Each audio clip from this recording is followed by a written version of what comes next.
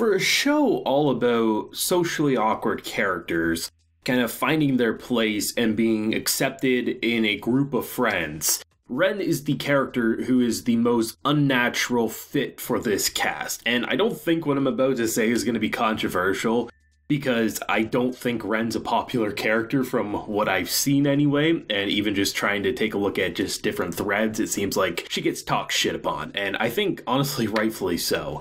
Not only in Season 1 did you have her literally attempt to murder Tadano after kidnapping him, and that got brushed under the rug, she continuously sexually harasses Komi to the point that I have to wonder, what is the purpose of this character being here? Because I love Komi Can't Communicate, and even with episodes with Ren in it, I still find myself thoroughly entertained.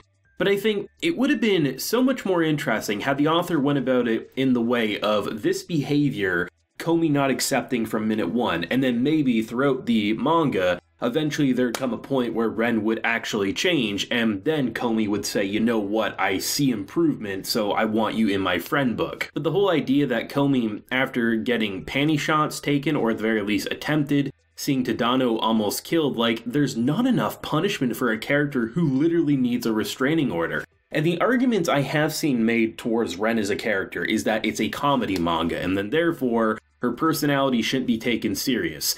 But that's a pretty weak excuse in my opinion, because sure, there's tons of comedy, and I think there's tons of belittling, and you could even argue bullying in this show. However, there's nothing to the same degree of kidnapping, attempted murder, and sexual harassment that Ren represents as a singular character when you combine every other character in this show together. And I just don't understand how Komi doesn't push back more, given the fact that she, I mean, yes, has to work for friends, but she shouldn't have to settle for people who continuously put down her friends and then also does such weird shit to her. And I mean, it's even more strange because when she starts talking about how she wants panty shots, I thought to myself, do you guys not have gym class? Like, there's changing rooms, is there not? Like, you shouldn't need to work for this, I'm pretty damn sure. I imagine it's no different than other schools where, like, literally people get down into their underwear in the changing rooms, yet you need to go so overboard, which I'm not saying it still wouldn't be creepy because of how possessive and obsessive she is, but at the same time, I was just thinking to myself, this really highlights how broken her mind is, that she doesn't even think of common sense. She needs to go outside the comfort zone and make sure she has photographic evidence for later. Like, just Ren as a character, infuriating in my opinion. Like, it doesn't ruin episodes, but it's hard not to say, like, how does this bitch not have a restraining order? Yeah, it's a comedy show, but like, the way you could overcome that is by brushing her off and not acknowledging her and then letting her grow into a character arc, because as it stands, there has been no change in character other than Komi that one time after saving Tadano, moving on from that situation, and it just hasn't improved in my opinion. Like, shit. I said I get that mini rant out of the way because I think that shit needs to be called out in my opinion, because for a show all about communication disorders, there's ways to present, I think, similar ideas to what Ren represents, but the fact that they went so overboard that literally characters almost got killed, and seriously, this is restraining order territory, I just wanted to throw that out there. Now, minus the abomination that is Ren, this episode was quite interesting because there's actually a surprising amount of wholesomeness outside of, I think, you know, that sequence, right? And I love the fact that Komi, for being as menacing as she appears to so many people, I love the fact that even cats themselves, which Komi is literally presented as a cat in so many different scenes, like you see the cat ears and even the tail at times. So for her to not be able to even pet a kitty, I mean, it's hilarious, kind of heartbreaking all at the same time. But I like the fact that they actually let the cats talk in this episode, not like legit out loud, but more so in their cat speech. And the fact that there's this big boss, this black cat who doesn't like humans in general, but the fact that he recognized that Komi, you know, despite wanting to touch cats, didn't touch any of them. Also, I think a little oblivious to the fact that they kind of ran away and she had this ominous atmosphere. But I love the idea of like two socially awkward characters, you know, this black cat who doesn't like humans and this girl who has, you know, a desire to be in contact with people but just can't speak her mind half the time. The fact that it literally liked her that much, and then even in the after the credits scene when she went back, it still wanted to be on her lap. That's a really cute sequence.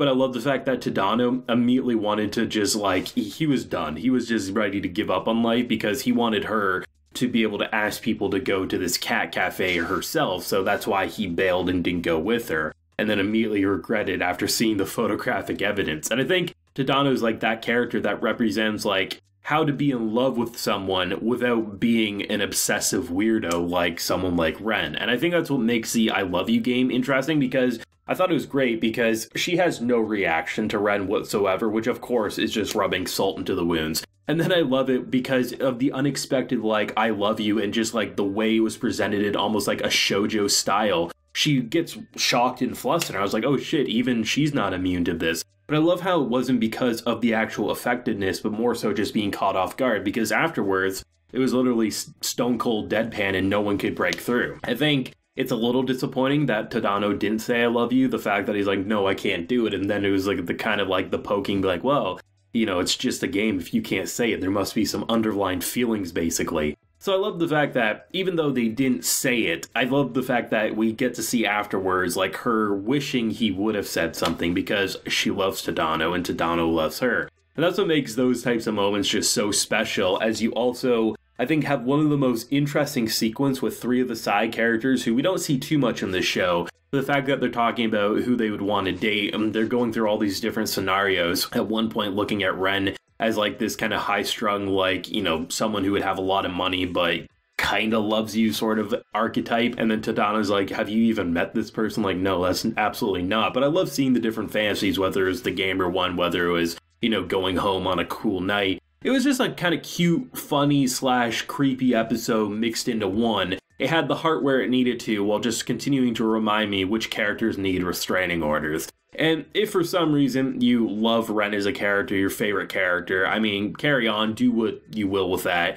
But personally for me, it's just something that the more it shows me these insane moments, the more I can't help but remind myself why I have such a festering hatred for this character. Like, in terms of bringing something to the table, if you do take a step back, the drama that she causes is entertaining, but it just feels like it's something that shouldn't necessarily be a part of Komi in terms of what everything else represents. But as it stands, Season 2, or Part 2, whatever the hell we're calling this, it's hard to tell what's considered split cores and what's considered Season 2s, because every production committee does something different. This was, once again, another great episode. I'm glad that the big man who got introduced on last week, even if it was just momentarily blush from Tadano, I thought that was an amazing touch. But yeah, I'm excited for Komi. It seems like Sundays will be the day that I release these, even though it does seem like it's going to be about the Friday, Saturday mark that the fan subs drop. So that's where I'm going to release some Sundays, just because I have nothing else going on anyway. So let me know what you're thinking of this season. Do you agree with my thoughts on Ren? Do you have a different opinion? Let me know down below. Leave a like if you enjoyed, and subscribe if you're new around here. So until next time, everyone, please take care and have a good one.